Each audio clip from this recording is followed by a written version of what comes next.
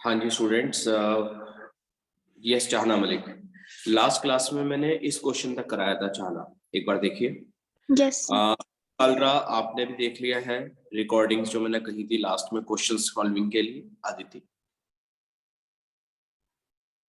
Yes Aditi नहीं देख पाई। अभी देखनी है, मुझे नहीं पता। देखो सारा टॉपिक मैंने कहा था, थ्योरी मैंने लास्ट क्लास ले ली थी, क्वेश्चन प्रैक्टिस आप इसको रिकॉर्डिंग के थ्रू करोगे। कुछ क्वेश्चन तो मैंने कराए थे अदिति, बाकी रेस्ट ऑफ द क्वेश्चन जो इस बैच में करा रखे हैं, प्लीज ये सारे क्वेश्चंस जो मैंने इस बैच में कराए हुए हैं ये आपको एक बार करने जरूर है। बाकी थ्योरी पार्ट तो मैंने सारा करा दिया था। तो थर्मोडायनेमिक्स में जो सेक्शन बच गया है दैट इज हीट इंजन, और वो कार्नोट्स वगैरह मुझे कराना है। तो फटाफट मैं उसको अभी वाइंड अप करता हूँ और इलास्टिसिटी में आज शुरू करूंगा फिर, ठीक है। तो एक छोटा सा टॉपिक है जिस पर क्वेश्चंस प्रीवियस ईयर्स में आए हुए हैं। हीट इंजन आप लोगों ने स्कूल के अंदर किया होगा। हाँ जी चाहना मलिक, अभी चल रहा है स्कूल में कि नहीं एमडीपीएस में? No sir. किसी स्टूडेंट को आइडिया हो हीट इंजन क्या चीज है, कैसे करते हैं? Anyone? Device that converts heat energy into mechanical energy. अच्छा जी, और इसके पीछे लॉजिक और क्या क्या पढ़ते हैं इसके अंदर हीट इंजन में? देखिए चलिए मैं एक बार एक्सप्लेन कर रहा हूँ। थर्मोडायनेमिक्स में इस टॉपिक का जो लास्ट सेक्शन है उसी पर अप्रोच कर रहे हैं हम लोग। हीट इंजन क्या है, किस तरीके से आप इसमें क्या क्या देखेंगे। देखिए Pratish Atre, can you please be on the line? Pratish. Yes sir. Pratish, heat engine के अंदर एक रिजर्वायर होता है, एक डिवाइस है कोई एक, which is at higher temperature. Yes sir. ठीक है,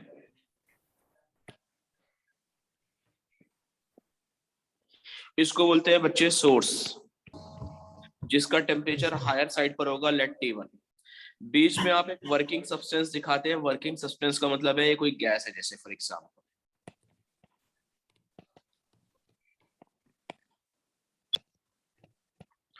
अब आपका जो working substance I mean gas है, ये सोर्स से कोई अमाउंट ऑफ हीट एब्जॉर्ब करेगी। पहले प्रतीश, लेट से this amount of heat is Q1, ठीक है। अब working substance I mean gas कुछ वर्क डन फॉलो करती है। मान लीजिए इसने वर्क डन कर दिया है, कुछ ले लेते हैं लेट से W, और जो रेस्ट ऑफ द हीट होगी Pratish, it will be transferred to another reservoir at lower temperature. Yes sir. Lower temperature के रिजर्वायर को वी कॉल एज सिंक। तो सोर्स होता है हायर टेम्परेचर पर, सिंक होता है लोअर टेम्परेचर पर। अब जो हीट आपको सिंक की तरफ ट्रांसफर हुई है that is equal to Q2, ठीक है। Yes sir. तो प्रतीश, हीट इंजन की यहाँ पर बच्चे एक टर्म डिफाइन करते हैं जिसको हम कहते हैं एफिशिएंसी। वो एफिशिएंसी आपको याद रखनी है, उस पर डायरेक्ट प्रीवियस ईयर्स में क्वेश्चंस आए हुए हैं। तो हमारे को प्रोसेस ये दिख रहा है कि जो वर्किंग सब्सटेंस है वो एक अमाउंट ऑफ हीट एब्जॉर्ब करेगा Q1, और उस Q1 में से कुछ वर्क डन होगा लेट अस से W, और rest of the heat will be transferred to the reservoir at lower temperature, जिसको यू कॉल एज सिंक। तो जो हम एफिशिएंसी डिफाइन करेंगे यस सर। स्टूडेंट, किसी भी डिवाइस की एक एफिशिएंसी होती है, तो यहां पर हम कहेंगे एफिशिएंसी ऑफ हीट इंजन। अब स्टूडेंट एफिशिएंसी समझ लीजिए क्या चीज है। प्रीतिश जल्दी से बताइए, इस हीट इंजन ने वर्क डन कितना किया है? W दिख रहा है आपको? Yes sir. एफिशिएंसी होती है, यस गुड इवनिंग, एफिशिएंसी होती है work done divided by heat absorb. जल्दी से बताइए कि आपके वर्किंग सब्सटेंस ने कितनी हीट एब्सॉर्ब की थी? Q2। Q1 गलत बात, Q2 तो ट्रांसफर की है, एब्सॉर्ब जो की है बाहर से, जो सोर्स से Q1 की थी। तो कहना इसे कि जो मेरी एफिशिएंसी आएगी that will be equal to W by Q1। Yes sir. और बेटा W जल्दी से बताओ किसके इक्वल दिख रहा है आपको? Is it not equal to Q1 minus Q2? Yes sir. क्योंकि जो आपने हीट एब्सॉर्ब की थी Q1, उसमें से यूटिलाइजेशन कुछ वर्क डन में गया है एंड रेस्ट गया है आपकी हीट ट्रांसफर किसकी तरफ? सिंक की तरफ। तो एक तरीके से Q1 किसके इक्वल होगा? W plus Q2। तो वहां से W कहोगे आप Q1 minus Q2। तो are you not getting Q1 minus Q2 upon Q1? Yes sir. Student direct ये फॉर्मूला प्लीज पूरी क्लास को रट लेना है, क्योंकि इस पर स्ट्रेट फॉरवर्ड क्वेश्चंस आए हुए हैं।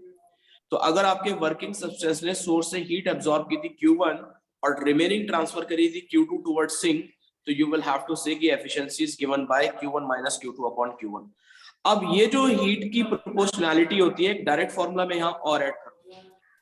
प्रति सोर्स का कितना टेम्परेचर था जहां से हमने हीट एब्जॉर्ब की थी? T1।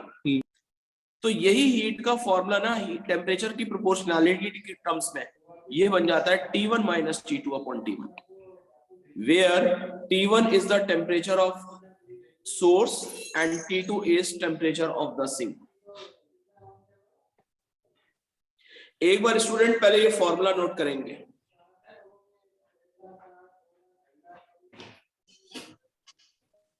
चाहना मलिक, एक बार बताइए, क्या सोर्स, क्या आपको हीट इंजन की एफिशिएंसी वाला पार्ट क्लियर हो रहा है? That is Q minus Q2 upon Q1, या अगर कभी क्वेश्चन टेम्परेचर की टर्म्स में आ जाए तो I can say T1 minus T2 upon T1। Aditi, Kalra, कोई डाउट हो तो पूछेंगे? No sir. और प्लीज वो जो मैंने कही है 2 लास्ट की रिकॉर्डिंग वो जरूर देखें अदिति। Yes sir. हाँ जी, किसी को कोई डाउट हो तो एक बार पूछेंगे? Anyone? Manav Kaushik? No sir. Manav, formula clear है एफिशिएंसी ऑफ हीट इंजन का? Yes sir. मानव, यही फॉर्मूला आप कार्नोट इंजन की भी एफिशिएंसी में लगाएंगे, वहां भी प्रोसेस ये सेम ही है। तो फॉर्मूला याद रखें कि जो एफिशिएंसी है that is equal to T1 minus T2 upon T1। Is this point clear to everyone in the class? एक बार फॉर्मूला देख लीजिए। Yes. तो फिर कुछ क्वेश्चंस के लिए तैयार है Abhivandan? Yes sir, yes sir. तो अभिवंदन, एक क्वेश्चन मैंने नीचे ये लगा रखा है, 2019 में मेंस में आया था, एक बार इसको ट्राई करते हैं। 2 लाइन का क्वेश्चन है, फिर हम आगे बढ़ेंगे इसमें।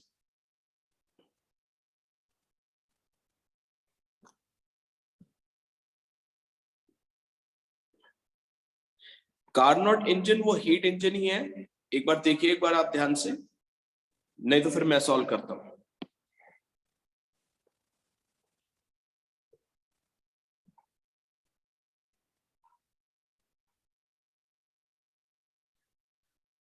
अंश गुप्ता, एफिशिएंसी का फॉर्मूला क्लियर है अंश?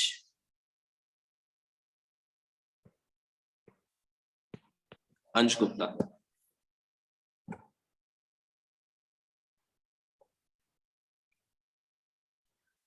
चाहना मलिक जल्दी से इस क्वेश्चन का मुझे आंसर भेजेंगे चैट बॉक्स पर। नव्या नारंग, आपको क्लियर है? नव्या नारंग? Yes, sir. हाँ जी, जल्दी से आंसर भेजिए इसका।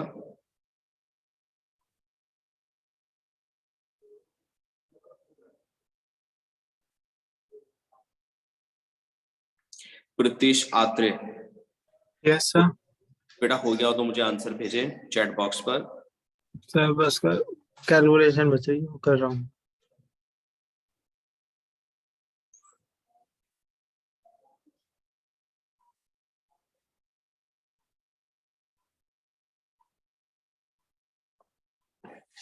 चलो मैं डिस्कस करता हूँ एक बार इस क्वेश्चन को।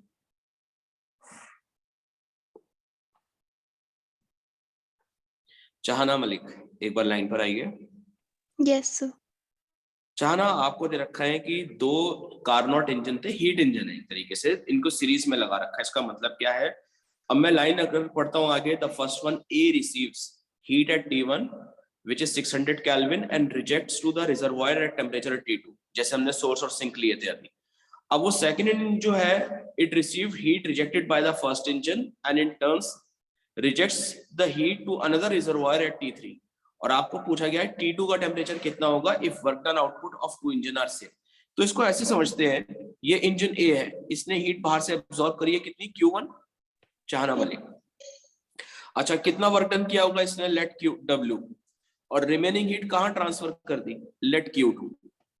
ठीक है? Yes, sir. और वो Q2 जो फर्स्ट इंजन ने रिजेक्ट किया है वो एब्जॉर्ब करी है सेकंड इंजन ने, तो उसको हम ले लेंगे B, और B ने भी कुछ वर्क डन किया होगा, लेट W, और रिमेनिंग हीट किसको ट्रांसफर कर दी? वो इसका हीट लॉस है एक तरीके से, Q3। एग्री करते हैं? Yes, sir. चाहना, मेरे को ये सामने दिख रहा है कि वर्क डन दोनों इंजन का सेम लेना है, ये लिखा हुआ इफ द वर्क आउटपुट, तो बेसिकली मुझे ये W1 और W2 इक्वल करने। Is it clear? Yes, sir. तो अगर मुझे W1 की इक्वेशन बनानी है तो आपके इंजन ने हीट कितनी एब्जॉर्ब की थी? Q1 और Q2 ट्रांसफर कर दिया B की तरफ, तो क्या W1 Q1 माइनस Q2 नहीं होगा चाहना वाले? Yes, sir. और W2 किसके इक्वल है? जल्दी से W2 की इक्वेशन बताओ। Q2 minus Q3. Q2 minus Q3। और हमें पता है कि ये जो हीट की प्रोपोर्शनैलिटी होती है इसको हम टेम्परेचर से रिप्लेस कर देते हैं, तो क्या मैं कह Yes, सकता हूँ कि T1 minus T2 is equal to T2 minus T3। Chahna हम लोगों को T1 दे रखा है विच वाज 600 और आपसे T2 पूछा है, तो 600 minus T2 is equal to T2 minus T3 is given as 400। तो जल्दी से बताइए क्या T2 सॉल्व करके 500 केल्विन नहीं आएगा? Yes, sir. हाँ जी स्टूडेंट, देखिए और मुझे बताइए कि क्या आपको ये क्वेश्चन क्लियर है कि नहीं। प्रतिशात्रे, यस सर क्लियर है। तो प्रतीश कुछ है नहीं, देखो थर्मोडायनेमिक्स ऑलमोस्ट लास्ट क्लास में ही सारा कवर अप हो चुका है, एडियाबैटिक पॉलीट्रॉपिक तक सब, बस ये थोड़ी सी एक दो चीजें बची हुई हैं। सौम्या साहू एक बार बताइए क्लियर और not. Saumya Yes, sir. Clear. Clear. Saumya एक क्वेश्चन में करा के और देखूंगा, पहले आप अगेन ये देख लीजिए कि आपको हीट इंजन की एफिशिएंसी का फॉर्मूला क्लियर है डायग्राम के साथ। Yes, sir. तो चलिए स्टूडेंट एक क्वेश्चन इस इंजन के ऊपर एक और करेंगे। एक बार ये क्वेश्चन का आंसर आप मुझे भेज सकते हैं, बाकी ऊपर का सॉल्यूशन भी दिख ही रहा है अभी।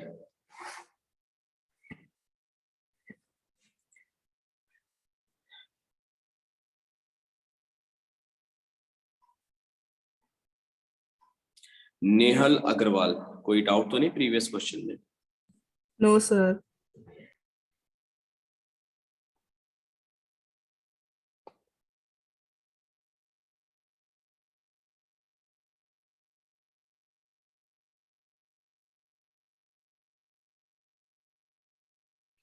अथर्व झुलका, जल्दी से इस क्वेश्चन का आंसर भेजेंगे मुझे Atharva.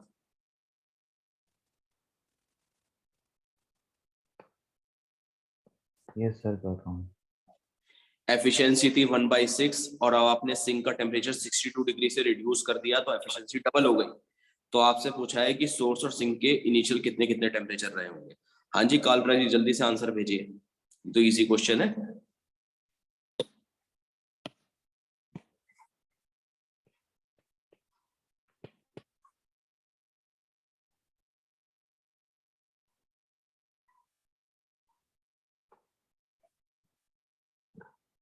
Yes Aditi Kalra, any answer? So 2 seconds. 2 second तो हो गए। यस नव्या नारंग जल्दी कीजिए। Yes, sir.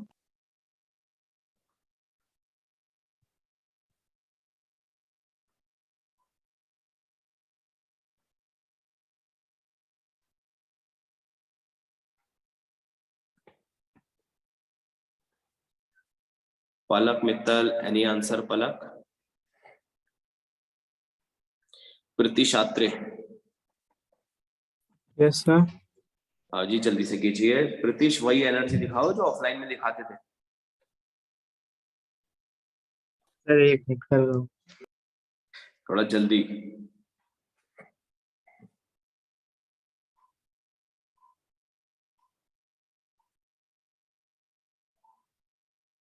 Yes Priyal Dabaria Sharvani, any answer? Priyal.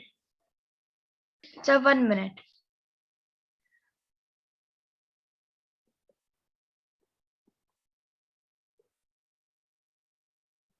Pritish मैं कर दूं? सर इक्वेशन तो बन गया, बस वो सॉल्व करनी रहनी है। और जो तुम टेम्परेचर लाओगे ना बच्चे, वो ध्यान रखना Yes, वो sir. केल्विन में होंगे, फिर हम उसको डिग्री में फाइनल कन्वर्ट करेंगे एक तरीके से। अच्छा ठीक है सर। क्योंकि absolute temperature is always taken in kelvin. Yes Manav Kaushik is correct. इसका सही आंसर स्टूडेंट बी बैठेगा, एक बार देखो चेक करो जरा। मानव बी ऑप्शन आ रहा है आपका आंसर? Yes sir. तो मानव लाओ मैं करके दिखा देता हूँ। चाहना मलिक आपसे हुआ अभी? यस चाहना मलिक। सर कर रही थी।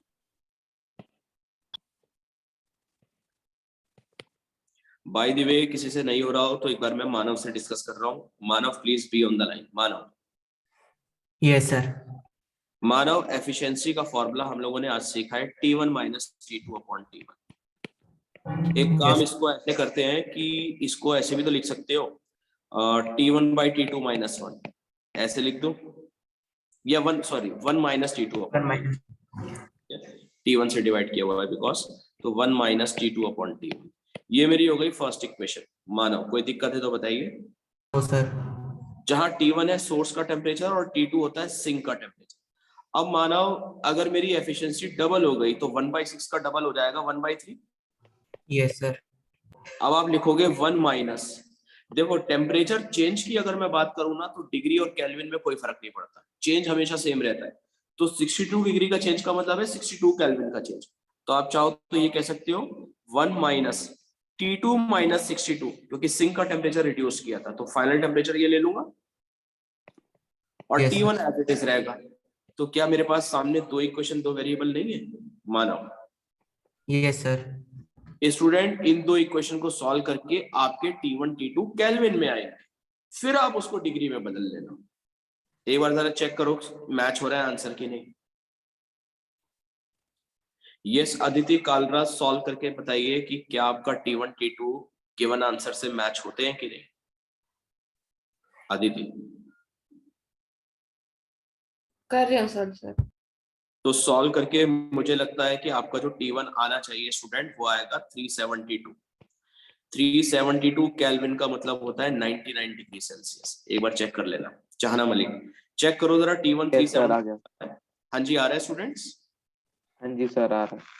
यस और सर। जो T2 आएगा वो केल्विन में होगा 310 केल्विन, जिसको आप कहोगे डिग्री के अंदर 273 सब्ट्रैक्ट करके 37 डिग्री सेल्सियस।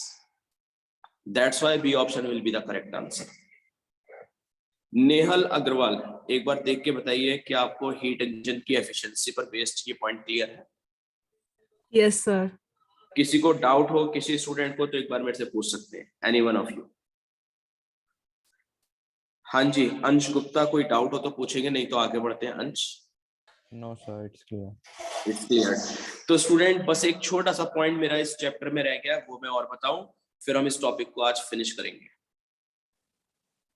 हाँ जी कोई डाउट हो तो पूछ सकते हैं एक बार, किस तरीके से मैंने एफिशिएंसी का फॉर्मूला बनाया था और कैसे इस टाइप पर क्वेश्चंस आए हुए। चलिए एक छोटी सी चीज और डिस्कस करनी है अभी। केमिस्ट्री में तो बहुत ज्यादा है, फिजिक्स में सिर्फ स्टेटमेंट पे बात खत्म हो जाती है। Second law of thermodynamics. हाँ जी अदिति कोई आप में से बताए कि सेकंड लॉ ऑफ थर्मोडायनेमिक्स का स्टेटमेंट क्या है। फिजिक्स में तो हमारा फर्स्ट लॉ है डिटेल में और वो हम सारा कर चुके हैं। सेकंड लॉ का जस्ट स्टेटमेंट है। किसी को कुछ आइडिया सेकंड लॉ में क्या क्या है? हाँ जी आप में से कौन बताएगा, केमिस्ट्री में पढ़ा होगा 100%। Prithviraj second law of thermodynamics में कुछ पढ़ा हो पृथ्वी? Yes, sir. हाँ जी बेटा स्टेटमेंट बता दें एक बार। Any one of you. Aditi Kalra. Yes Aditi. Sir एक मिनट। अभी ढूंढ रहे हैं कि क्या बोलना है, गूगल से सर्च हो रहा है। हाँ जी yes Saumya Sahu. Second law of thermodynamics में स्टेटमेंट है सौम्य साहू। गूगल भी सही से समझा नहीं पा रहा। Based on entropy. देखो हम लोग वहां इतनी एंट्रोपी की बात नहीं करेंगे, मैं इसमें बेसिकली दो स्टेटमेंट लिखूंगा, वो स्टेटमेंट आपको याद करने हैं पूरे। एक है क्या कहते हैं, केल्विन ने स्टेटमेंट दिया था तो उसको हम बोलते हैं केल्विन, और प्लैंक ने केल्विन प्लैंक स्टेटमेंट। पृथ्वी बेटा सर्च किया हो, कुछ पता चला हो? गूगल भी सही से समझा नहीं पा रहा। अच्छा सर्च तो कर लिया, चलो। देखो स्टूडेंट थोड़ा सा मैं अभी आपको जो अभी हीट इंजन लिया है उसके साथ डिस्कस करूंगा। सौम्य एक बार लाइन पर आओगे? सौम्य यस सर। देखो जो अभी हीट इंजन करा है जस्ट वहीं से देखते हैं क्या था। थोड़ा रफली बात करूंगा। ये सोर्स था और ये था नीचे से, ठीक है। बीच में आपको दिखाया मैंने वर्किंग सब्सटेंस। आपने देखा कि यहाँ से जो हीट एब्जॉर्ब करी थी वर्किंग सब्सटेंस ने, कितनी हीट एब्जॉर्ब हुई थी? Q1। Q1।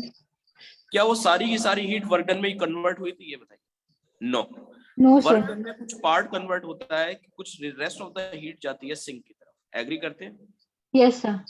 तो केल्विन प्लैंक स्टेटमेंट आपको ये बोलता है कि आप 100% जो हीट है उसको वर्क में कन्वर्ट नहीं कर सकते। दिस इज द स्टेटमेंट, ठीक है? Yes, sir. तो स्टूडेंट यहां मैं लिखूंगा कि दिस स्टेटमेंट सेज,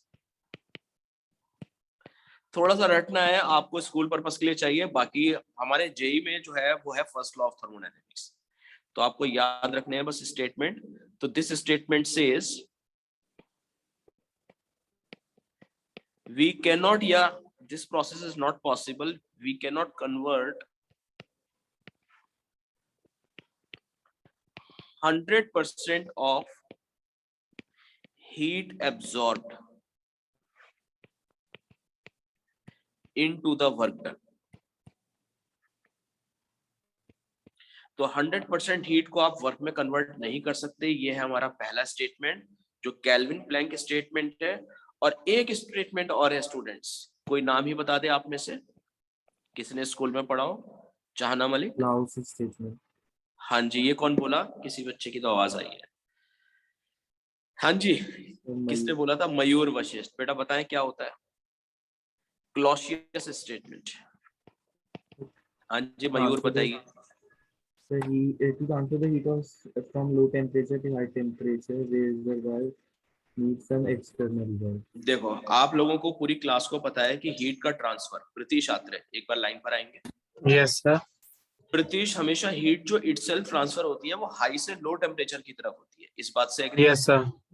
जैसे हमारा सोर्स का टेम्परेचर वहां हाई था, अभी थोड़ी देर पहले पड़ा है, और जो सिंक का था उसका टेम्परेचर लो होता है, ठीक है? हीट ऐसे आई थी यस सर। और इधर गई थी, क्या मैं उल्टा कर सकता हूँ लो टेम्परेचर से हाई टेम्परेचर की तरफ? नहीं सर। वो इटसेल्फ नहीं हो सकती, लेकिन इसका एक दूसरा तरीका है। मैं अगर एक्सटर्नल हीट प्रोवाइड करेंगे नीचे, फिर हो सकती मैं है। इसको ऐसे कहूंगा कि मैं एक्सटर्नल वर्क डन सिस्टम के ऊपर करूं, गैस नहीं वर्क करेगी। मैं यहाँ पर स्टेटमेंट ये कहना चाहूंगा कि क्लॉशियस स्टेटमेंट ये कहता है कि heat cannot itself transfer from lower to higher temperature, but it is possible if work is done on the system, then heat can be transferred from lower to higher temperature। मेरी बात को समझ रहे हैं? Yes sir. तो थोड़ा सा मैं स्टेटमेंट लिखूंगा।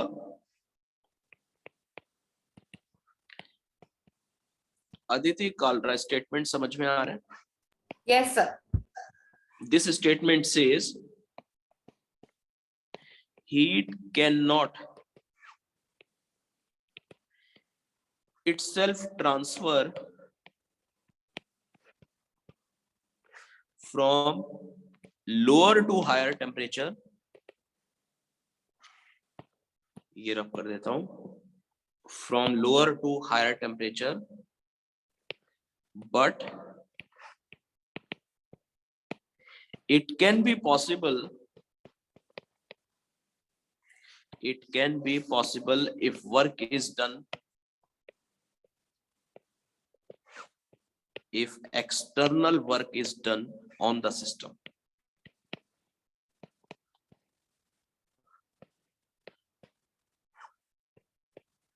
इसको मैं एक डायग्राम के थ्रू समझाऊंगा, पहले स्टेटमेंट एक बार नोट कर ले। नेहल अग्रवाल, स्टेटमेंट एक बार देखिए, क्लियर है नेहल? Yes sir, clear. तो स्टूडेंट ये जो सेकंड वाला स्टेटमेंट है, जो क्लॉशियस स्टेटमेंट मैंने नाम दिया है, इसको जनरली हम एक रेफ्रिजरेटर के अंदर यूज करते हैं। थोड़ा मैं आपको बता देता हूँ, एक बार नोट कर लीजिए। तो मैं रेफ्रिजरेटर का डायग्राम बना के नेक्स्ट पेज पर समझा दूं इसे। Yes student, note it down एक बार स्टेटमेंट। Yes. अब देखिए रेफ्रिजरेटर में कैसे वर्किंग होती है वो आपको समझ में आ जाएगा।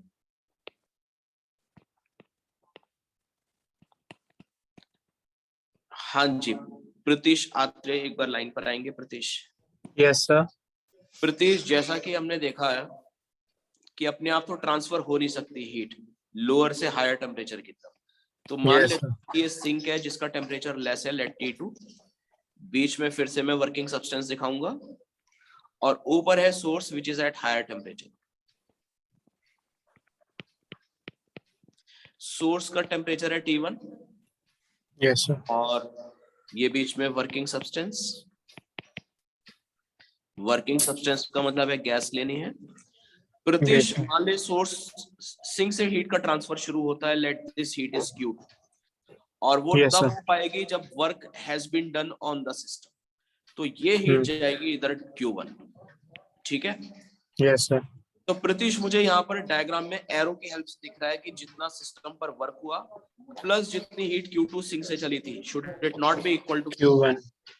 या आप कह सकते हो कि जो वर्क डन हुआ होगा that will be equal to Q1 Q1 minus Q2.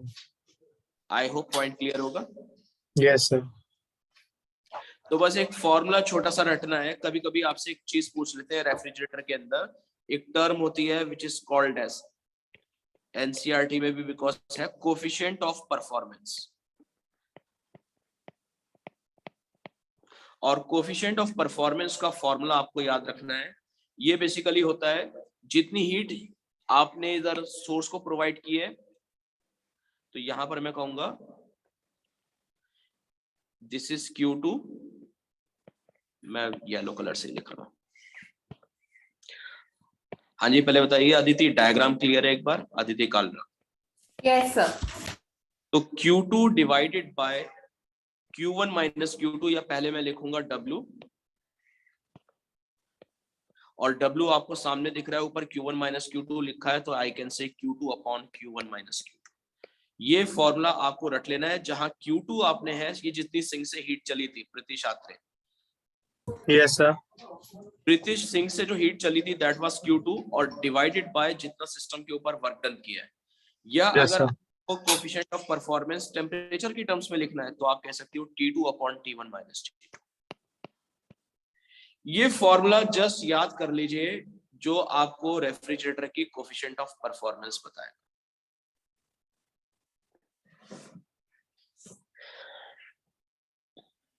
बाकी ये जेई वगैरह के सिलेबस में नहीं है, लेकिन आपको फॉर्मूले याद होने चाहिए। तो थोड़े से एडिशनल है, कहीं स्कूल में पूछ सकते हैं, तो आपको याद हो at least.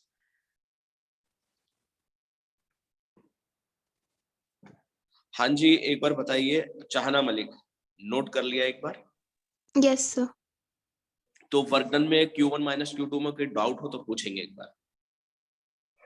No, sir.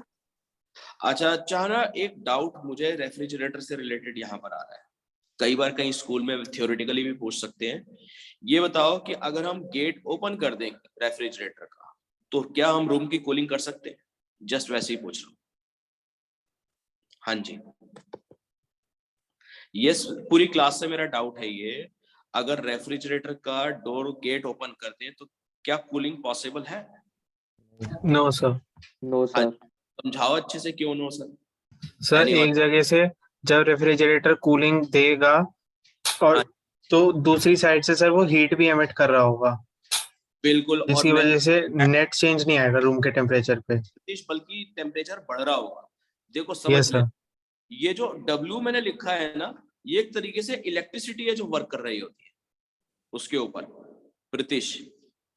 Yes sir. जैसे फॉर एग्जांपल, ये जैसे रेफ्रिजरेटर, थोड़ा रफली बात करते हैं, अगर उसने रूम से हीट को एब्जॉर्ब कर भी लिया तो उसके ऊपर इलेक्ट्रिसिटी वर्क करेगी एक तरीके से W का, और पीछे वहां जहां से हीट निकल रही होती है तो हीट अमाउंट ज्यादा निकलेगा। Yes sir. तो आप समझ पा रहे हो, तो cooling is not possible at all. चाहना मलिक, ये पॉइंट क्लियर है कि नहीं, एक बार बताइए। Yes, sir. सर एक और बार रिपीट कर दे पॉइंट। हाँ जी, मैं रिपीट कर देता हूँ। कौन पूछ रहा है? सर रिया। रिया, मैंने ये बताया जैसे फॉर एग्जांपल अगर आप डोर ओपन कर देते हैं, अगर इसने रूम से हीट एब्सॉर्ब करी, जैसे ये Q2 का रोल प्ले करा था और इसके ऊपर इलेक्ट्रिसिटी ने वर्क कर दिया है, ठीक है, कुछ W वर्क डन हुआ है, तो जो हॉट रिजर्वायर होता है ना, जहां पीछे लगा होता है, जहां से हीट निकल रही होती है, वो Q1 ज्यादा हीट निकलेगी, क्योंकि इलेक्ट्रिसिटी भी तो उसके ऊपर एक तरीके से वर्क कर चुकी है। रिया राव, यस तो रूम से जो जितनी हीट को वो अंदर एब्सॉर्ब करेगा, उतनी ही ज्यादा पीछे से हीट बाहर निकलेगी, तो टेम्परेचर रिड्यूस नहीं होगा बल्कि इंक्रीज हो रहा होगा रूम में रखने पर। Okay sir. हाँ जी, देखो ये छोटी छोटी चीजें थी। मेन थर्मोडायनेमिक्स आपका लास्ट क्लास में क्वेश्चंस के साथ, मैंने बहुत सारे क्वेश्चन करा रखे हैं आपके बैच में, ऑलरेडी कंप्लीट हो चुका है। ये दो छोटी छोटी चीजें, हीट इंजन या ज्यादा से ज्यादा रेफ्रिजरेटर। ये आपको स्कूल पर्पस के लिए बस याद रखने हैं फॉर्मूला। इसके ऊपर तो क्वेश्चंस भी आए हुए हैं प्रीवियस में। अदिति कोई डाउट हो तो पूछेंगे एक बार, जितना अभी तक कराया है मैंने। No sir.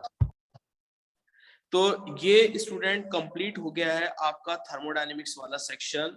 और प्लीज इसकी रिकॉर्डिंग जिन लोगों ने लास्ट क्लास की नहीं देखी हुई, खासतौर से ऑफलाइन वाले, जो ऑनलाइन को तो सारा करा ही रखा है, वो एक बार recording questions point of view से जरूर देख लेंगे। क्वेश्चंस मैंने एक्स्ट्रा करा रखे हैं इन लोगों को, ठीक है।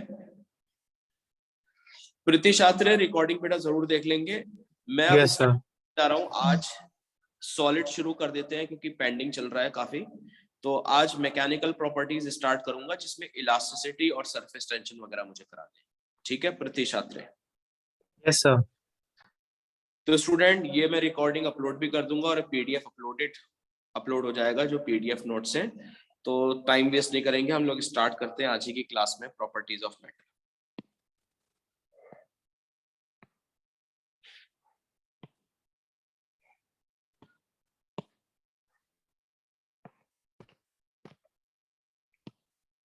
हाँ जी, आप लोग बताइए। इलास्टिसिटी एक टॉपिक स्टार्ट करने जा रहा हूँ मैं आज। क्या क्या पढ़ रखा है हमने उसमें स्कूल के अंदर, कुछ क्या क्या है मैं आपको बता देता हूँ आज जो इस टॉपिक में स्टार्ट कर रहा हूँ। पहले थोड़ा बेसिक बता दिया जाए क्या क्या है। मैं स्टार्ट कर रहा हूँ मैकेनिकल प्रॉपर्टीज, और शायद आई थिंक कुछ दिन में एमबीएन वालों का एग्जाम भी है, तो मैं उससे पहले पहले कंप्लीट कर दूंगा। इसमें 3 चीजें हैं मेन अगर मैं बात करूं। सबसे पहले आज मैं स्टार्ट करूंगा elasticity,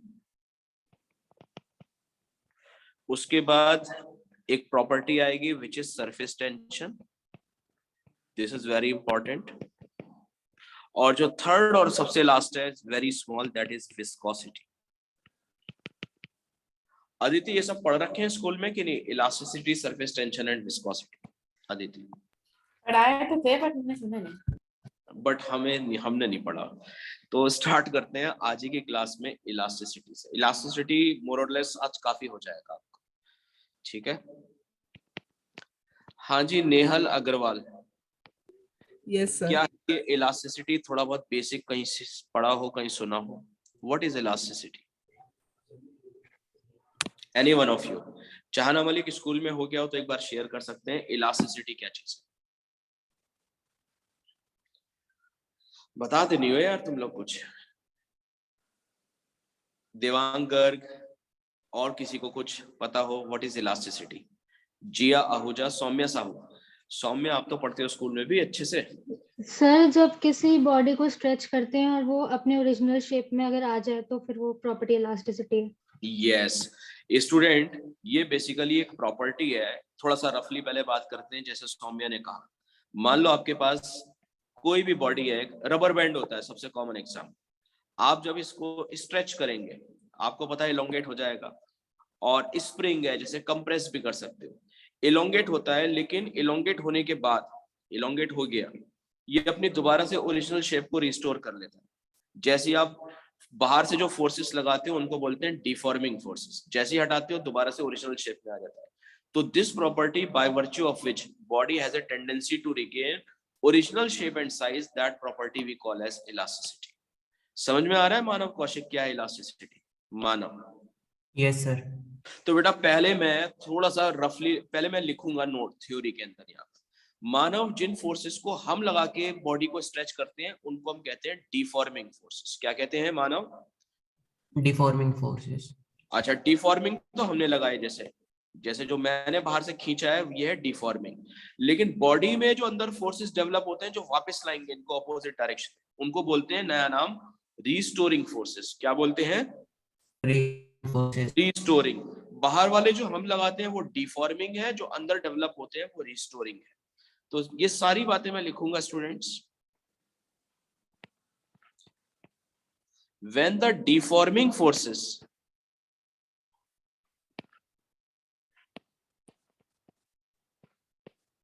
are applied on an object, then the shape and size of a body get changed, but restoring forces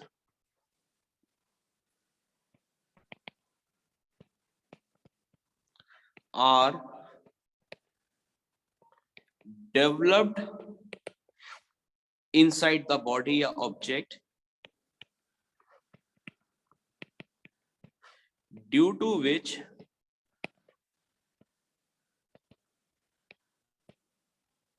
body can restore.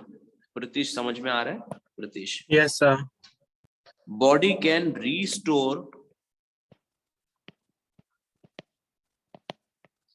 original shape and size. Body can restore original shape and size. This property of the body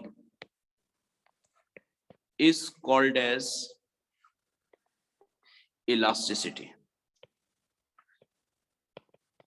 हाँ जी, पहले आप ये बताइए, elasticity की definition clear है students? चाहना Malik, elasticity की डेफिनेशन एक बार देखिए, is it clear? Yes, sir. तो स्टूडेंट ये डिफॉर्मिंग और रिस्टोरिंग क्या क्या चीज है, मैं नेक्स्ट स्लाइड में एक बार डायग्राम से आपको बता देता हूँ। Pratish Atre, Yes, sir. प्रतीश एक डायग्राम में मैं बता देता हूँ आपको कि डिफॉर्मिंग और रिस्टोरिंग का क्या मतलब था। जो फोर्सेस आपने बाहर से लगाए थे, जैसे फॉर एग्जांपल रबर बैंड को इलोंगेट किया था आपने, तो Yes, ये जो sir. बाहर वाले फोर्सेस हैं, ये कौन से फोर्सेस हैं प्रतीश? Deforming. यस, ये डिफॉर्म कर रहे हैं, तो I will call them deforming forces. और प्रतीश बॉडी के अंदर जो रिस्टोर कराने की टेंडेंसी रखते हैं, Restoring forces. ये वाले हैं स्टूडेंट रिस्टोरिंग फोर्सेस।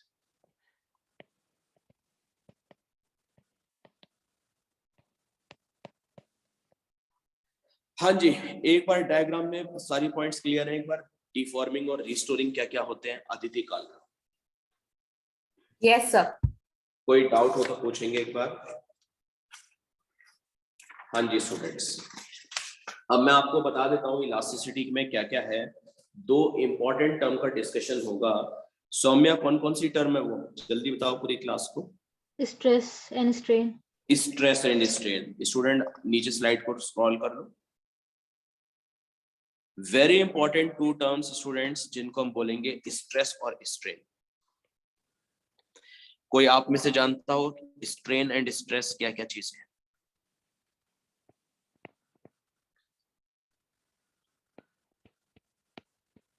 हाँ जी sir, force applied upon cross sectional area. कौन बोला ये? Force applied upon cross sectional area. Aditi. Aditi, Aditi मैं ये जानना चाहता हूं आपसे, स्ट्रेन और स्ट्रेस पूरी कहानी सुनना, ये इंपॉर्टेंट है। इनमें से कौन सोर्स है, कौन इफेक्ट है? कुछ आता पता हो इसके बारे में? स्ट्रेस सोर्स और स्ट्रेन इफेक्ट है। गलत बात, बिल्कुल इसका उल्टा ट्रू है। पहले तो हम समझेंगे, यही इस इंपॉर्टेंट है, ये सुनना पहले। प्रतीश आत्रे, ये बताइए सबसे पहले, आप जब बॉडी को डिफॉर्म करते हो तो पहले डिफॉर्मिंग फोर्सेस लगाओगे ना बाहर वाले? Yes, sir. जब डिफॉर्मिंग लगाओगे तभी तो ये अंदर वाले रिस्टोरिंग प्रोड्यूस होते हैं। एग्री करते Yes, हो? sir. Yes, sir. ये पहले बॉडी का ना डायमेंशन चेंज होगा। एग्री कर रहे हैं? Yes. Yes, sir. तो देखो स्ट्रेन क्या चीज है, पहले स्ट्रेन समझते हैं, इसलिए मैंने हेडिंग में पहले स्ट्रेन करा फिर स्ट्रेस। जब आप डिफॉर्मिंग फोर्स अप्लाई करते हो तो बॉडी के डायमेंशन में चेंज आता है। स्ट्रेन होता है, it is the ratio of change in dimension to the actual dimension. पहले तो ये समझना है। तो थोड़ा सा मैं स्ट्रेन के बारे में पहले लिखना चाहूंगा स्टूडेंट्स, पहले स्ट्रेन समझेंगे। अभी आपको क्लियर हो जाएगा कि स्ट्रेन सोर्स है, स्ट्रेस इफेक्ट क्यों है। पहले स्ट्रेन होता क्या है, थोड़ा थ्योरेटिकल टॉपिक है ये। When the deforming forces are applied,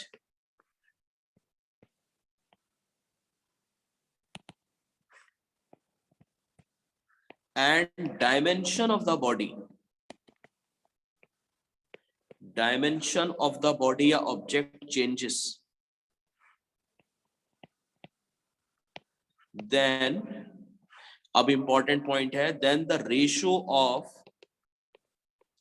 change in dimension,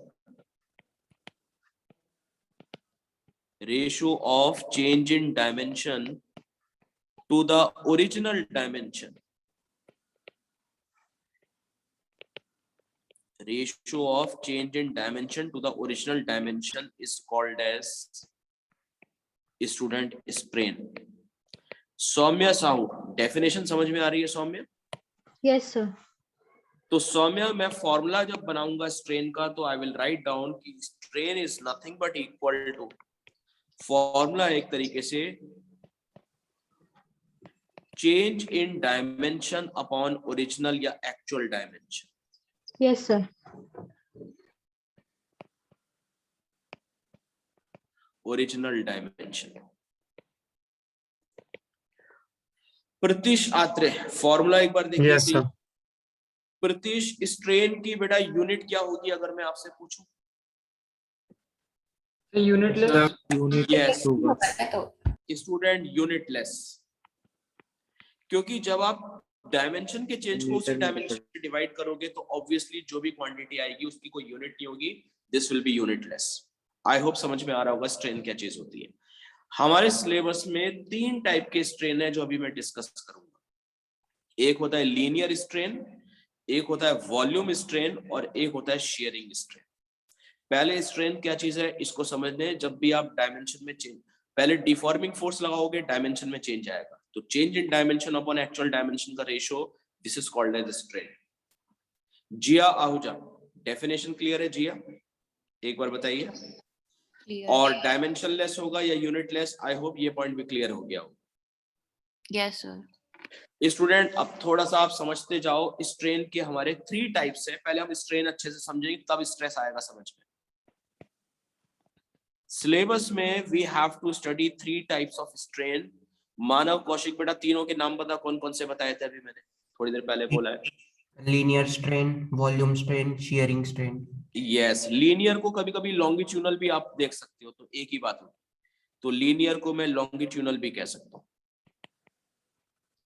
एक होता है मानव लॉन्गिट्यूनल स्ट्रेन, दूसरा वाला जैसे बताया वॉल्यूम स्ट्रेन, और तीसरा है शेयरिंग स्ट्रेन। डायरेक्शन मैं डायग्राम के साथ तीनों स्ट्रेन एक बार समझाना चाहूंगा।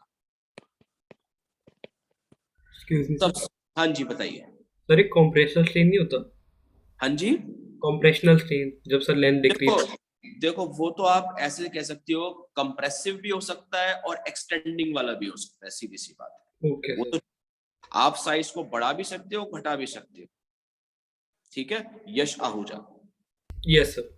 यश, पहले मैं लॉन्गिट्यूनल स्ट्रेन बताना चाहूंगा, ये क्या चीज है। लॉन्गिट्यूनल स्ट्रेन जनरली आप वायर्स, रॉड उस केस में डिफाइन करोगे जैसे यश फॉर एग्जांपल आपको एक रॉड या कोई वायर दे रखा था, 1 डायमेंशनल ऑब्जेक्ट एक तरीके से करना। यश आहूजा। Yes sir. आपने बाहर से डिफॉर्मिंग फोर्स लगाए। अगर डिफॉर्मिंग फोर्स लगाने के बाद जैसे मैंने फोर्सेस अप्लाई करने स्टार्ट करे, मान लो इसकी ओरिजिनल लेंथ थोड़ी देर के लिए मान लेते हैं L थी, ठीक है। यस। और यश लेंथ कुछ इंक्रीज हो गई, लेट अस से this is the final length, ठीक है। मेरी लेंथ जो फाइनल हो गई है वो टोटल लेंथ में कह रहा हूं L प्लस डेल्टा है, तो can I say delta L is the change in length. Yash Ahuja.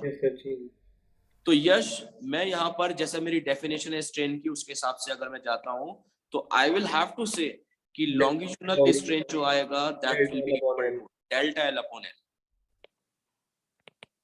तो लॉन्गिट्यूडनल स्ट्रेन का मतलब है change in length upon original length, तो I will have to say delta L upon L। Chahna Malik, एक बार फॉर्मूला क्लियर है बताइए। Yes sir. तो थोड़ा सा रटते जाओ स्टूडेंट, कोई बहुत टफ टॉपिक नहीं है ये, मैं आपको बताऊं। आपको सारे डेफिनेशंस, फॉर्मूलेस पता होने चाहिए। स्ट्रेन का मतलब है डायमेंशन का change upon original dimension, and it is unitless parameter. Delta L upon L definitely unitless होगा। अदिति कालरा, कोई डाउट हो तो पूछेंगे। Aditi, No, sir. Volume strain क्या होता है बताइए, any one of you? Change in volume upon original volume. Yes, obvious सी बात है, change in volume upon original volume. जैसे मान लो कैसी भी शेप की कोई भी बॉडी है 3D में, और इसका कुछ ना कुछ वॉल्यूम ऑक्यूपाई कर रखा है, मैंने बाहर से फोर्सेस लगाए, कुछ एक्सटेंड कर दिया, वॉल्यूम में चेंजेस आ गए। तो स्टूडेंट, वेरी सिंपल फॉर्मूला, अगर वॉल्यूम स्ट्रेन की कभी बातचीत होती है तो volume strain is given by delta V upon V, where delta V is the change in volume and V है आपका इनिशियल ओरिजिनल वॉल्यूम। यश आहूजा, फॉर्मूला क्लियर है यश? Yes sir. और तीसरा होता है शेयरिंग स्ट्रेन।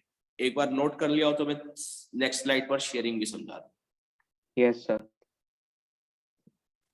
हाँ जी, शेयरिंग वाला कौन बताएगा? आप में से कहीं स्कूल में पढ़ा हो sharing strain? Change in shape. So change at an angle theta. हाँ, ये कोई बोला है सही से? कौन बोला? हाँ जी, हुआ सही सर मी यश। यश आहूजा। यश शेयरिंग वाला भी समझ लीजिए। जैसे फॉर एग्जाम्पल स्टूडेंट, थोड़ा सा मैं इसको ऐसे समझाऊंगा, ये एक डिफरेंट तरीके की चीज है। जैसे प्रीतिश आत्रे, एक बार लाइन पर आएगा प्रीतिश। Yes sir. जैसे मान लिया कोई क्यूबॉइड रखा हुआ है, Yes, क्यूबॉइड sir. क्यूब कुछ भी ले सकते हैं, और फ्रंट से देख रहे हैं हमें ऐसा दिख रहा है, ठीक है। यश, मैं ये मान के चल रहा हूँ, या सॉरी प्रीतिश आत्रे से मेरी बातचीत चल रही थी। Pritish Atre, yes sir. प्रीतिश इस टाइप से था आपकी ये बॉडी क्यूबॉइड, आपने Yes, sir. Tangential force apply करा, टेंजेंशियली फोर्स अप्लाई करा, जिससे ये सरफेस थोड़ा सा खिसक गया आगे। जो आपकी ए बी लाइन थी वो बी की जगह पहुंच के बी डैश पर चला गया, जैसे ये, ठीक है प्रीतिश? Yes sir. तो ये सरफेस भी थोड़ा आगे खिसक गया, स्लाइटली है, बहुत ही स्मॉल, जो आप ऑब्जर्व भी शायद ना कर पाओ, बट ऐसा कुछ हो गया लेटेस्ट।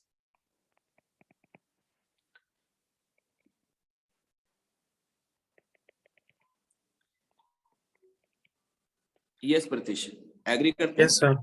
Yes sir. तो प्रीतिश, जो ये आगे सरफेस जो बीसी लाइन थी, इसको सी पॉइंट नाम दे देता हूं, वो एक तरीके से कहां पहुंच गई? बी डैश सी डैश में, ठीक है? Yes sir. प्रीतिश, ये जो बेटा एंगल आएगा ना, this angle is called as shearing strain. अब उसको हम कैसे निकालेंगे? ये बी से लेकर बी डैश तक का डिस्टेंस, जैसे मैंने कहा, it is actually very very small, तो इसको यस एक्स, सर। और ये ले लो आप, कुछ भी लेंथ मान लेते हैं एल। तो मैं यहाँ पर एक फॉर्मूला अप्लाई करूंगा, जो एंगल आगे खिसक गया होगा वही मेरा शेयरिंग स्ट्रेन है, and that sharing strain is given by that sharing strain, जिसको मैंने थीटा से रिप्रेजेंट करा है, आर्क ओवर रेडियस की तरह ट्रीट कर लूं, I mean X upon L. Pratish, yes sir. Nehal Agarwal, तीनों स्ट्रेन डायमेंशनलेस होंगे, और तीनों में से इंपॉर्टेंट सिर्फ पहला वाला ही है, बाकी तो एक तरीके से सर, हाँ जी, जो थीटा होगा वो रेडियंस में आएगा ना या डिग्रीज में आएगा? रेडियन के अंदर ही रखेंगे। रेडियंस में, ठीक है सर। एक बार अच्छे से नोट कर लीजिए और बताइए आपको समझ में आ रहा है?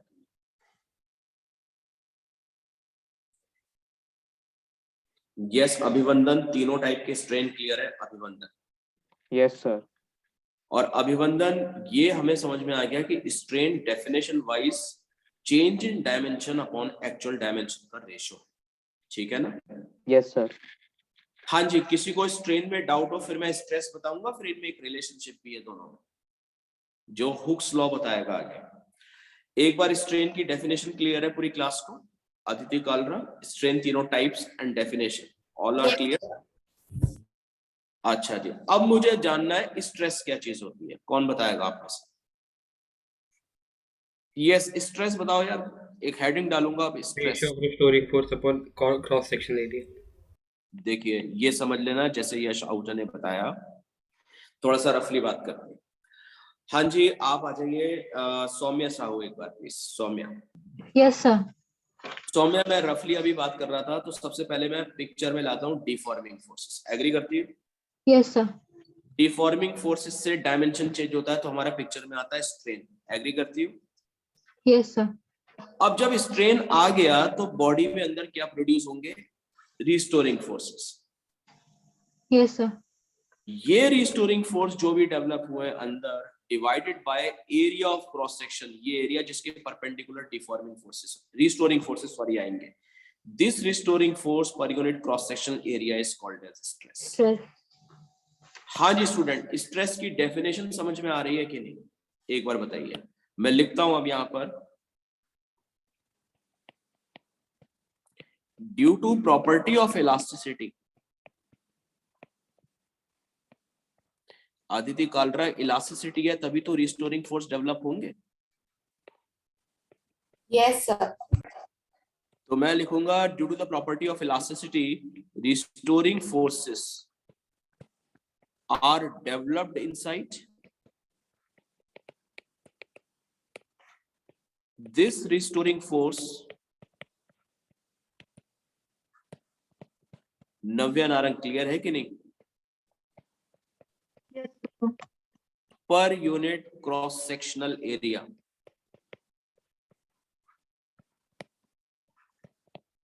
is called as stress students। इसका मतलब है, अगर मैं डायग्राम से समझाऊं यहां पर, जैसे ये वायर था फॉर एग्जांपल, वायर का एग्जांपल लेके समझा रहा हूं। आपने जो बाहर लगाए थे ये डिफॉर्मिंग फोर्सेस थे और जो अंदर डेवलप हुए हैं वो रिस्टोरिंग फोर्सेस है। मान लो रिस्टोरिंग फोर्सेस आप एफ दिखाते हो जैसे स्प्रिंग में दिखाते हैं, और ये एरिया ऑफ क्रॉस सेक्शन जो वायर का दिखा रहा हूं, this is cross section area A. A is area of cross section. तो प्रतीश आत्रे स्ट्रेस की डेफिनेशन, स्ट्रेस का फॉर्मूला क्या बनेगा बच्चे? कहना इससे स्ट्रेस का फॉर्मूला, यस, या मैं लिख रहा हूं यहां पर restoring force upon area of cross section.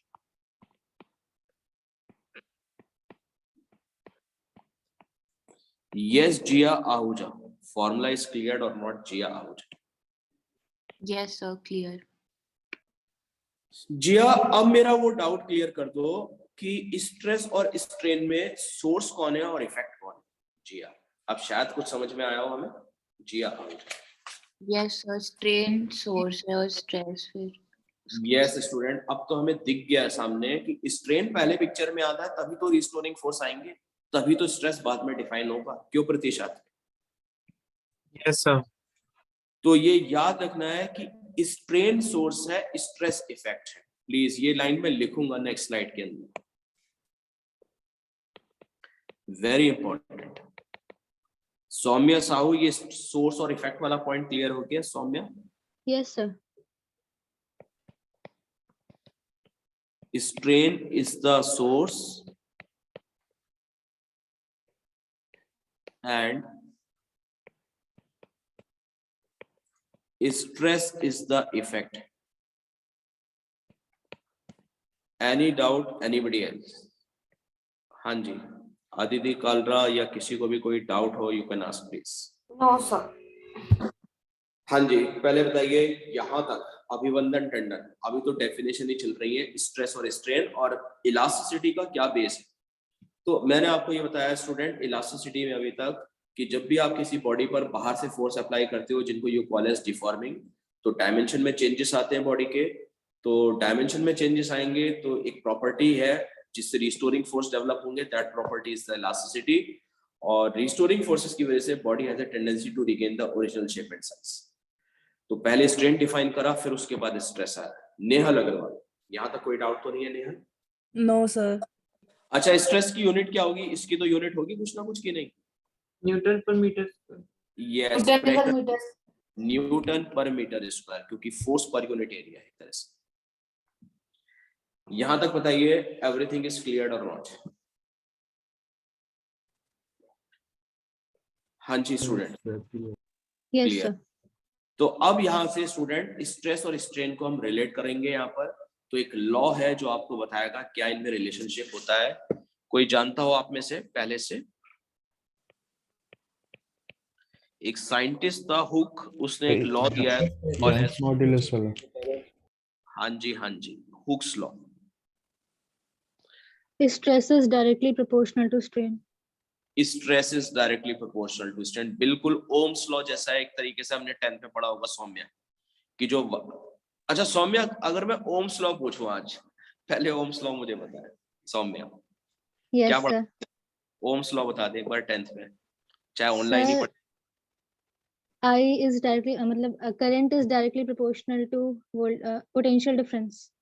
अच्छा, potential difference is proportional to current कहना सही है या current is proportional to potential difference? ये थोड़ा Current जान, is proportional Sir, to current is to proportional. potential current is difference. Proportional to potential difference, क्योंकि आप सब लोगों को पता है कि out of current and potential difference is the source जिसकी वजह से करंट फ्लो होता है। तो यू विल हैव टू से वहां पर भी कि आई प्रोपोर्शनल टू बी। फिर आप जब कांस्टेंट लगाते हो तो उसको 1/r कहते हैं सॉल्व में, तब जाके बनता है v = IR। Yes, sir. तो यहाँ पर बताइए कौन सोर्स है कौन इफेक्ट है? अभी ऊपर लिखा है, current source है, हाँ जी, Strain source सोर्स है और स्ट्रेस इफेक्ट है। तो क्या इफेक्ट यानी कि स्ट्रेस स्ट्रेन के प्रोपोर्शनल नहीं कहेंगे? Yes, sir. तो स्टूडेंट हुक एक साइंटिस्ट था जिसने एक्सपेरिमेंट किया और फाइनल एक लॉ दिया है, पहले मैं स्टेटमेंट लिखूंगा।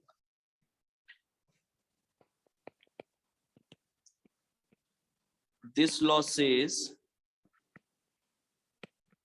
कि अप टू द, एक लाइन ऐड करूंगा फिर मैं उसको ग्राफ पे समझा रहा हूं, up to the limit of proportionality. Aditya Kalra school में अभी हुआ कि नहीं? Up to the limit of proportionality. हाँ सर, ये खत्म हो गया, वो ग्रेविटेशन चल रहा है। Stress produced in the body is directly proportional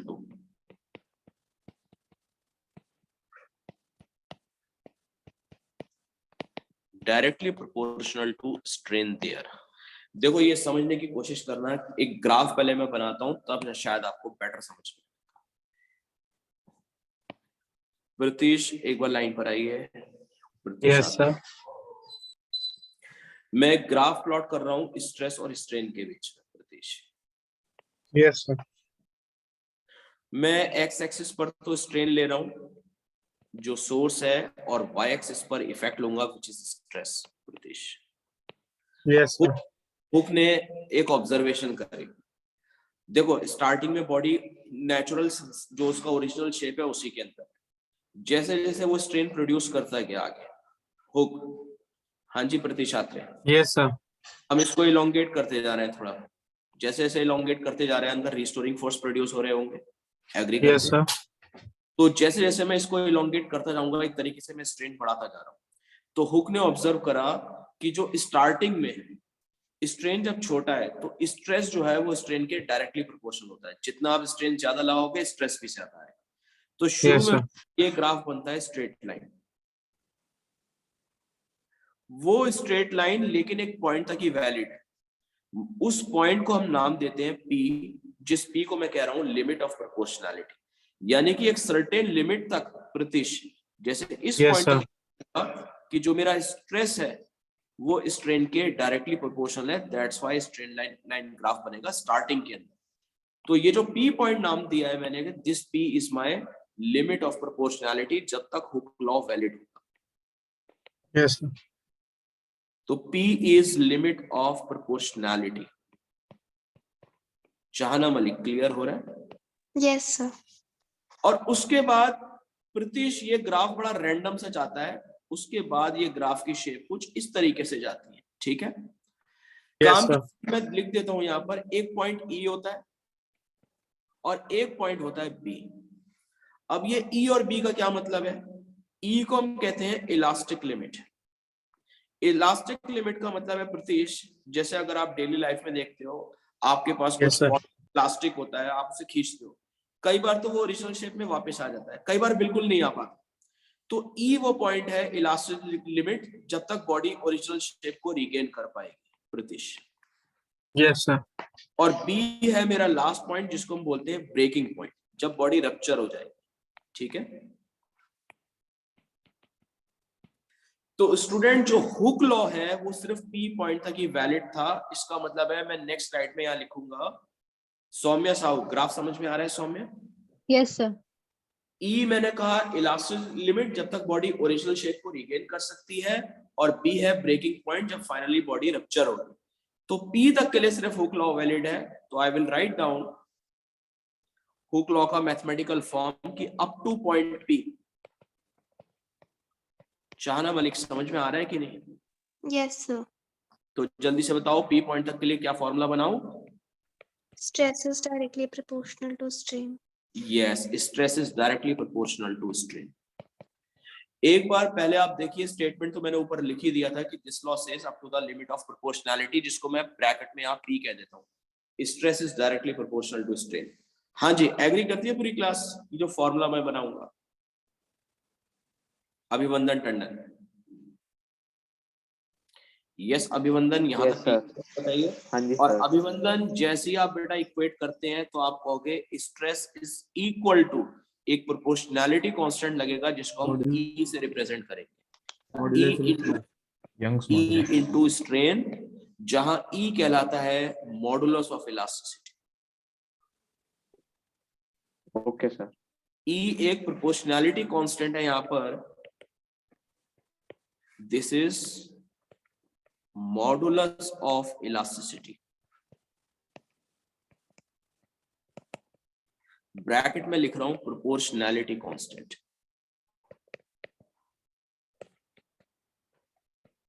Aditi एक बार फॉर्मूला बताइए, समझ में आ रहा है कि नहीं? अदिति काल का।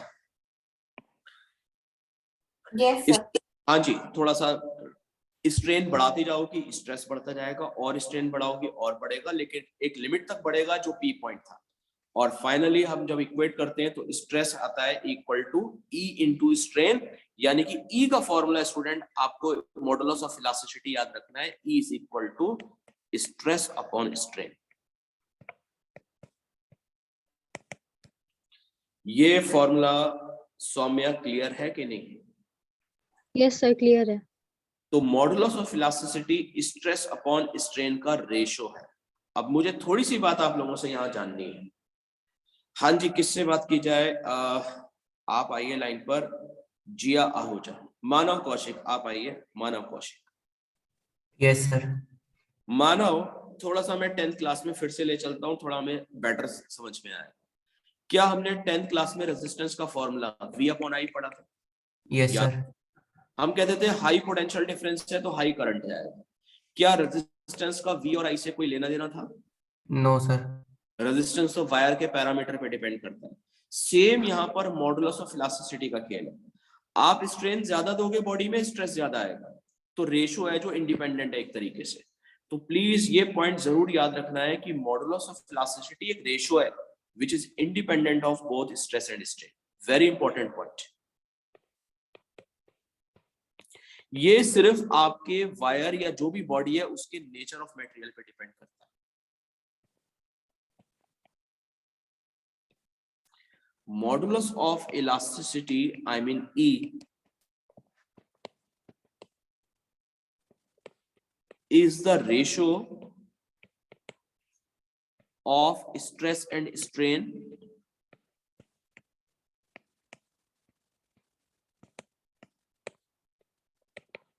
it is actually, प्रीतिश समझ में आ रहा है हमें? Pritish Atre, Yes sir. it is actually independent of both but depends upon nature of material.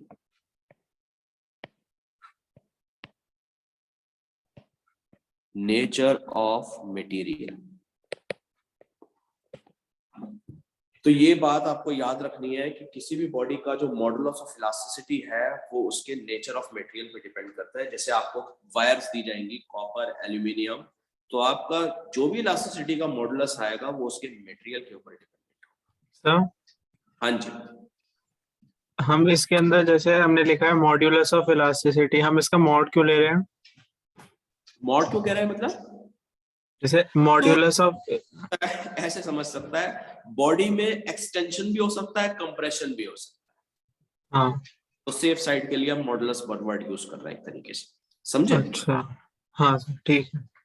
अच्छा यहाँ समझना, थोड़ा सा यहाँ एक चीज समझनी है प्रतीश मैं Yes, ये sir. कहूंगा बेटा कि जो किसी भी बॉडी में अब स्ट्रेस होगा, थोड़ा सा समझते हैं, बाकी क्वेश्चन में तो आगे आएगा ही। स्ट्रेस का फॉर्मूला क्या बना एक तरीके से, E into strain. Yes sir.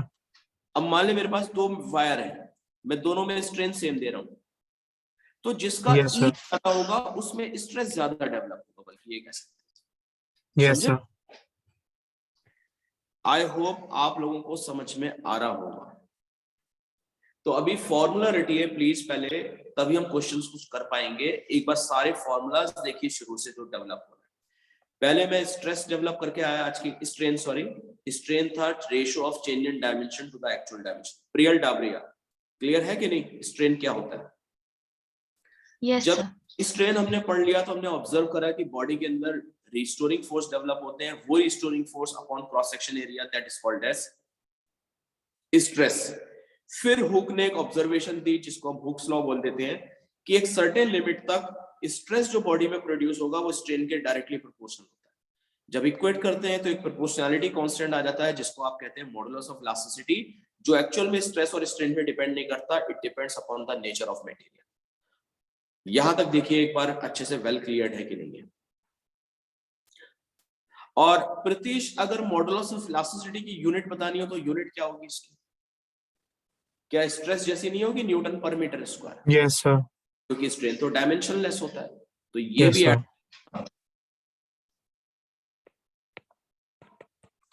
Unit of E is same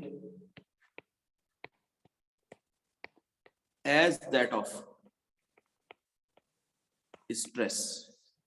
पहले आप यहां तक देखिए और मुझे बताइए कि समझ में आया है कि नहीं। फिर मैं यहीं से एक छोटा सा क्वेश्चन आपको पहले तो होमवर्क के लिए दूंगा। अदिति कोई डाउट हो पहले यहां तक, तो यहां तक पूछेंगे एक बार। No, sir.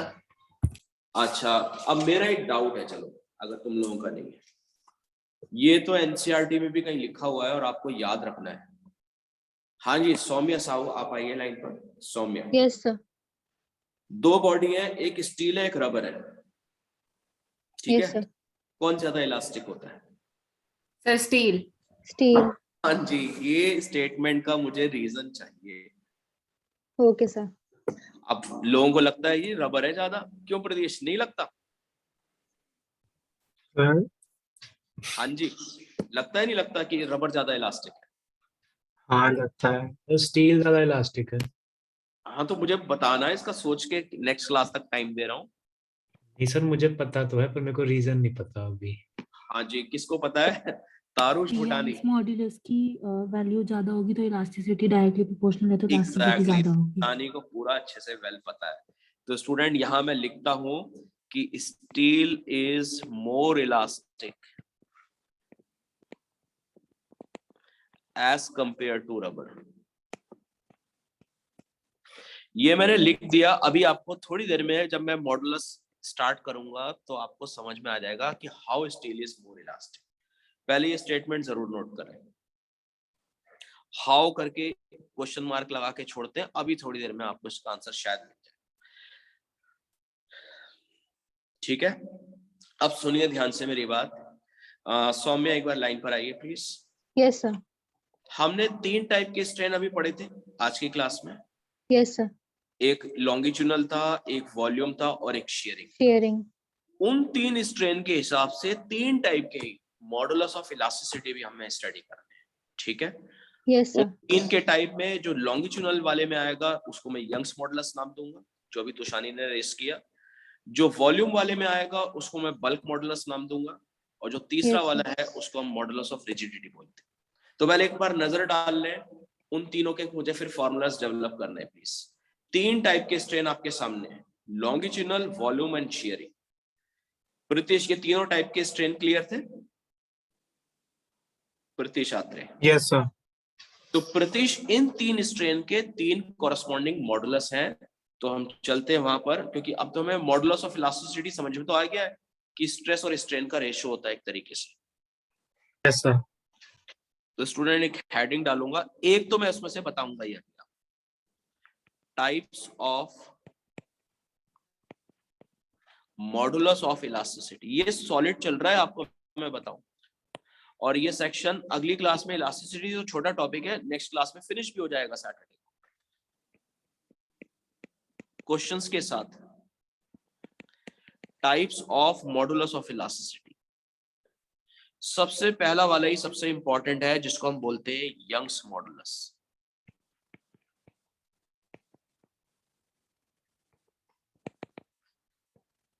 हाँ जी तोशानी एक बार लाइन पर आइए। तोशानी, यस सर। तोशानी, जब हम वायर से रिलेटेड बातचीत करेंगे ना 1D ऑब्जेक्ट के लिए तो हम यंग्स मॉडुलस को ही ज्यादातर यूज कर रहे होते हैं वहां। मान लो फॉर एग्जांपल आपके पास एक वायर था, आपने बाहर से अप्लाई करे डिफॉर्मिंग फोर्सेस, ठीक है, डिफॉर्मिंग फोर्सेस अप्लाई करे तो लेंथ चेंज हो गई, लेंथ चेंज हो गई तो लॉन्गिट्यूडनल स्ट्रेन डिफाइन किया था जिसका फॉर्मूला भी थोड़ी देर पहले लिखा है डेल्टा एल अपॉन। एग्री करती हो? Yes sir. तो पहले स्टूडेंट मैंने स्ट्रेन डिफाइन किया था अभी थोड़ी देर पहले, longitudinal strain that was equal to delta L upon L. अब तोशानी अंदर डेवलप हुए हैं रिस्टोरिंग फोर्सेस। मान लो रिस्टोरिंग फोर्सेस एफ थे और एरिया ऑफ क्रॉस सेक्शन ये वाला, ये एरिया दे रखा है आपको ए, तो जल्दी से बताइए अंदर जो स्ट्रेस डेवलप हुआ होगा वो स्ट्रेस कितना लिखूंगा? Restoring force upon cross section area. तो तोशानी अभी हमने सीखा है स्ट्रेस अपॉन स्ट्रेन के रेशो को मॉडुलस ऑफ इलास्टिसिटी कहते हैं, जो यहाँ नाम दे दिया यंग्स मॉडुलस। तो क्या मेरे इस वायर का या रॉड जो भी है ये, क्या इसका यंग्स मॉडुलस आई मीन जिसको y से रिप्रेजेंट करेंगे, will it not be f upon a divided by delta l upon a? Navya Narang, formula clear है स्ट्रेस अपॉन स्ट्रेन का? नव्या? Yes sir. तो नव्या अगर मुझे यंग्स मॉडुलस का फॉर्मूला चाहिए तो l ऊपर चला गया अपॉन a डेल्टा l, ये कह सकता हूं कि नहीं? Yes sir. एक बार फॉर्मूला देखिए यंग्स मॉडुलस का, और मैं फिर आपको कहूंगा एक्चुअल में फॉर्मूला जरूर निकाल दिया बट यंग मॉडुलस वायर के अपने मटेरियल के ऊपर डिपेंड कर रहा होगा। अगर आपका कॉपर का वायर है कुछ भी करते रहो, उसका यंग्स मॉडुलस उसके मटेरियल पर डिपेंडेंट है। प्रतीश आत्रे? Yes sir. प्रतीश एक बार फॉर्मूला देखिए यंग्स मॉडुलस का, क्लियर है? यस सर क्लियर है। तो प्रतीश अगर मुझे वायर का y दिया गया होता, तो लंबा नहीं खींचूंगा, अगर y दिया होता तो मैं ये भी तो निकाल सकता हूँ ना कि मेरा वायर कितना एक्सटेंड हुआ होगा किसी गिवन फोर्स के थ्रू। Yes sir. तो आप पहले यहीं तक आज की क्लास को छोड़ते हैं, इससे आगे एप्लीकेशन पार्ट में नेक्स्ट क्लास में शुरू करूंगा। पहले यंग्स मॉडुलस देख लीजिए एक बार, और कोई अगर निकाल सके तो, वैसे तो शानी ने बताया था, इसके बारे में सोच के रखिए कि how steel is more elastic as compare to rubber. आपको इसी फॉर्मूले से आंसर मिलेगा। सर वही चीज है ना जिसमें वो कार्बन वगैरह मिक्स कर देते हैं आयरन के अंदर। क्या चीज, क्या मिक्स कर देते हैं? मतलब जो स्टील होता है वो तो एलॉय होता है ना, आयरन और कार्बन का, मतलब उसी की कर रहे हैं या प्योर आयरन फॉर्म जो होती है? अरे कुछ नहीं होता, आपको अब इस फॉर्मूले के थ्रू एक्सप्लेन करना है कि how steel is more elastic. Pratish ठीक है सर। चलो एक काम करना है, देखिए आज की क्लास में मान के चले अभी यहाँ तक काम हुआ है हुक्स लॉ तक, क्वेश्चंस अभी कुछ नहीं कराया, मैं थ्योरी कराता गया बहुत सारी। अब मैं नेक्स्ट क्लास में हुक्स लॉ पर बेस्ड यंग्स मॉडुलस के स्पेशली क्वेश्चन मैंने नीचे बहुत सारे अटैच कर रखे हैं, मैं इसके क्वेश्चंस की प्रैक्टिस कराऊंगा नेक्स्ट क्लास के अंदर। हुक्स लॉ पर किस किस टाइप के आ सकते हैं, और एक छोटा सा डेरिवेशन एनर्जी स्टोरेज का भी होता है। तो वो सारा काम नेक्स्ट क्लास में मंडे को इलास्टिसिटी कंप्लीट हो जाएगा, मंडे नहीं सॉरी सैटरडे को। एक बार देख लीजिए, किसी को थ्योरी में अभी इससे पहले पहले यहाँ तक अदिति कालरा कोई डाउट हो तो पूछ सकते हैं। No sir. तो प्लीज यहाँ तक बना के रखिए, बाकी हम लोग मिलते हैं फिर सैटरडे की क्लास में 5:15 पर। Thank you sir. Thank you sir.